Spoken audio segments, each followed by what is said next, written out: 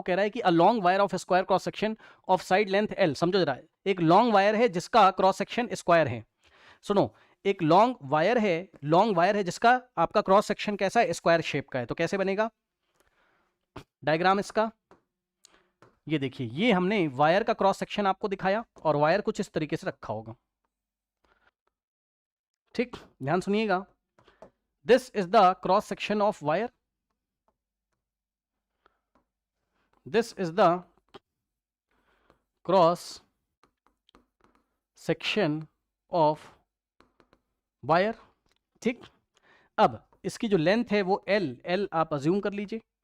दिया भी होगा शायद उसने, यस लेंथ एल है। सुन लो ध्यान से, वायर की लेंथ एल नहीं, कुछ लोग ये सोच रहे हैं, कुछ लोग वायर की लेंथ नहीं एल, ना ना ना ना, उसका जो क्रॉस सेक्शन एरिया जो कि स्क्वायर शेप का है, इसका जो एज दिया हुआ है यानी कि साइड जो दिया हुआ है, ये वाला और ये वाला, ये एल इंटू एल है, यानी कि एल और एल है। पढ़ लो क्वेश्चन ध्यान से, long wire of cross section area of side length L, तो क्रॉस सेक्शन एरिया का साइड लेंथ एल है, क्रॉस सेक्शन एरिया जो स्क्वायर शेप का है वो एल इंटू एल है, ये कहना चाहता है वो। ठीक है, अब current density varies with the distance x from an edge, edge क्या होता है आपका, 3D में एज ही तो बोलते हैं, 3D में एज ही तो बोलते हैं, तो ये वाली जो लेंथ है इसको एज ही तो बोलोगे, इसको आप स्क्वायर का साइड बोलिए या आप इसको स्क्वायर का एज बोलिए, EDGE एज आप इसको बोल दीजिए। अब मैं क्या कर रहा हूं, इस क्रॉस सेक्शन एरिया को मैं आपको फिर से दिखा रहा हूं न्यू पेज पे, ये देखिए, या यहीं पे दिखा देता हूं, ये क्रॉस सेक्शन एरिया को बस मैंने दिखाया। अब उसने बोला कि ये वाली एज से एक्स डिस्टेंस पे जाओ। ठीक, तो अगर हम इससे एक्स डिस्टेंस पे जाते तो हमें जो करंट डेंसिटी देके रखा हुआ है वो करंट डेंसिटी, ये गलत लिखा हुआ है, जो करंट डेंसिटी है वो J इज इक्वल्स टू आपको A इंटू क्या है भाई, चेक कर लेता हूं, A इंटू ई की power B x ampere per metre square हमें देके रखा हुआ है। ठीक, समझिए जरा ध्यान से, तो यहां से अगर आप यहां पे आते तो इस पॉइंट पे समझो जरा ध्यान से, क्या आप इमेजिन कर सकते हैं, इस पॉइंट पे जो करंट डेंसिटी है वो इतनी है, अगर आप x चेंज कर दोगे तो आपका करंट डेंसिटी चेंज हो जाएगी। मतलब समझो हम क्या करेंगे, अब आप समझ गए होगे, यहां पे एक स्मॉल एलिमेंट लेंगे हम लोग, ठीक, यहां पे एक स्मॉल एलिमेंट लेंगे हम लोग, ठीक, और इस स्मॉल एलिमेंट का एरिया निकालेंगे। अब ध्यान सुनिए, ये आपका L है, ठीक, और ये भी आपका L है, ठीक, तो इस स्ट्रिप का जो स्मॉल एलिमेंट का जो एरिया आएगा वो कितना आएगा, DA इज गिवन बाय, अब इसकी थिकनेस कितनी है DX, ये वाली जो थिकनेस है ये DX है आपकी, ठीक, तो ये विड्थ हो जाएगी और लेंथ इसकी हो जाएगी L, तो L इंटू DX, तो L इंटू DX इसका एरिया हो जाएगा आपका। ठीक, अब सुनो, अब इस एरिया में से कितना करंट पास हो रहा है, ध्यान सुनिए, कुछ लोग सोच ही नहीं पा रहे हैं, अरे जब इसके सामने खड़ोगे तो करंट ऐसे निकल रहा है इस क्रॉस सेक्शन एरिया से बाहर, भाई वायर आपका रेक्टेंगुलर शेप का है, क्यूबॉइडल शेप का है, सामने खड़े होगे तो करंट आपकी तरफ आ रहा है, ऐसे सोच लो, तो एरिया वेक्टर भी आपकी तरफ है, हेलो, करंट आपकी तरफ आ रहा है तो एरिया वेक्टर भी आप अपनी तरफ लोगे तो थीटा आपका 0 हो जाएगा, बात समझिए। ठीक, मतलब जे कैप भी बाहर की तरफ है, यहां दिखा दे रहा हूं, ये देखिए जे कैप भी आपका, जे कैप का मतलब है जे का जो डायरेक्शन है, करंट का जो डायरेक्शन बाहर, और एरिया वेक्टर भी हमेशा आपका बाहर रहेगा। ओके, तो दोनों के बीच में एंगल थीटा आपको कितना लेना पड़ेगा, 0 लेना पड़ेगा। तो इस स्मॉल एलिमेंट में जो करंट आपका फ्लो करेगा, ठीक है, current in small element is given by D I is equals to, अगर आप लगाते J dot D A,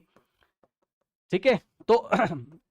J into D A into cos 0 हो जाता, और कॉस 0 1 होता है, तो small current in the element is given bye J into D A हमारे पास आता, और स्मॉल करंट हम लोग निकालते हैं यहां से तो कितना आता, स्मॉल करंट हमारे पास आता D I is equals to, J की वैल्यू रखिए भाई, J कितना आपको दिया हुआ है, ये वाला जो J आपको दिया है वो कितना है आपका A इंटू ई की power B x, A into ई की पावर बी एक्स, और साथ में आपका इंटू में डी ए, तो multiplied D A small area हमारे पास कितना है L into D x, L एक कॉन्स्टेंट है, A कॉन्स्टेंट है, B आपका कॉन्स्टेंट है। ठीक, अब टोटल करंट निकालोगे तो इंटीग्रेट आपको करना पड़ेगा, टोटल करंट अगर निकालते तो इंटीग्रेट करना पड़ता, तो A इंटू एल आपका बाहर आ, या फिर लिख देते हैं A इंटू ई की power B X into L D X. ठीक, लिमिट लगेगी 0 से लेके L तक, बोलो हाँ, क्योंकि फर्स्ट स्ट्रिप कहां पे आएगी भाई, फर्स्ट स्ट्रिप यहां पे आएगी x इज इक्वल टू 0, ठीक, फिर सेकंड स्ट्रिप यहां आएगी, फिर थर्ड स्ट्रिप यहां, और लास्ट स्ट्रिप आपकी यहां आएगी, तो ये पूरा क्रॉस सेक्शन एरिया आपका कवर होगा, तो x इज इक्वल टू 0 से L तक, बोलो हाँ। लिमिट लगाना आया बताइए, लिमिट लगाना आया बताइए। ठीक,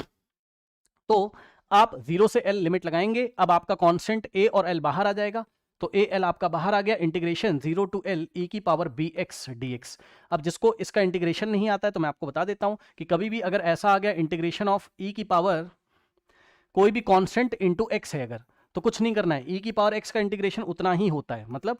इसको इतना ही लिख दीजिए और कुछ मत करिए, एक्स का जो कोफिशिएंट है उससे डिवाइड लगा देंगे, बस खत्म। ठीक, तो यहां से जो आंसर आता a इंटू एल और e की पावर bx का इंटीग्रेशन a की power bx divided by b हो जाता, और लिमिट लगती मेरी 0 से l इज इक्वल्स टू, अब ये b को आप बाहर ला सकते हो, तो a l बाय b को कांस्टेंट है तो बाहर आ जाता, और लिमिट लगेगी e की पावर bx पे और 0 टू l, तो यहां से आंसर आएगा a into L by be in the bracket upper limit minus lower limit, तो e की पावर b इंटू x की जगह l, तो b into L minus e की पावर b इंटू x की जगह 0, upper limit minus lower limit, x की जगह एक बार l रखेंगे फिर माइनस x की जगह 0 रखेंगे, तो यहां से जो आएगा आपके पास वो आएगा current total through the cross section of this square shape is given by A L upon में b, तो ए एल अपॉन में b इन द ब्रैकेट हमारे पास e की पावर बी एल, e की power B L minus e की power, अब सुनो, e की पावर b इंटू 0, तो e की पावर 0, e की पावर 0 कितना होता है 1, ठीक, तो e की पावर 0 हम लोग 1 कर देते, तो यहां से आई टोटल जो आता वो आता a इंटू एल अपॉन में b in the bracket e की power b into L minus e की पावर 0 कितना होता है, ये 1 हो जाएगा, ठीक, किसी भी नंबर की power 0 1 ampere. This is the final answer here, okay.